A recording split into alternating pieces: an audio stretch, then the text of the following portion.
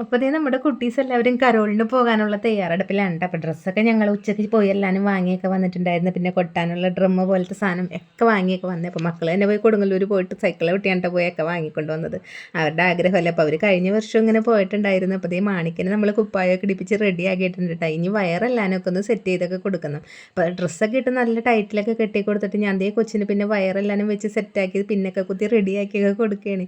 നല്ല ചൂടെടുക്കേണ്ടെന്ന് പറഞ്ഞിട്ട് ഏതായാലും പിന്നെ നമുക്ക് വേറെ ഒന്നും ചെയ്യാനില്ല. ഈ ഡ്രസ്സ് പോളിസ്റ്റർ ആയതുകൊണ്ട് അത്യാവശ്യം ചൂടൊക്കെ ഉണ്ടാവും. അപ്പോൾ കുറച്ച് നേരമല്ലേ എന്നൊക്കെ പറഞ്ഞത് ഞാൻ വേഗം ഇതെല്ലാനും പിന്നൊക്കെ വെച്ച് സെറ്റ് ചെയ്തൊക്കെ കൊടുത്ത് ഓരോരുത്തരപ്പോൾ റെഡി ആയിട്ട് വന്നോളിട്ടത്. പപ്പാനി ഇവിടെ സെറ്റായിട്ട് വന്നിട്ടുണ്ട്. പിന്നെ ഇതേ ബാക്കിയുള്ളവരൊക്കെ അവരുടേതായ ഡ്രസ്സും ഇതൊക്കെ ഇട്ട് വന്ന് ഇത് കിച്ചൂട്ടനാണ് കേട്ടോ നമ്മളുടെ ഇതേ നൈറ്റിയൊക്കെ ഇട്ട് റെഡി ആയിട്ട് വന്നിട്ടുണ്ട്.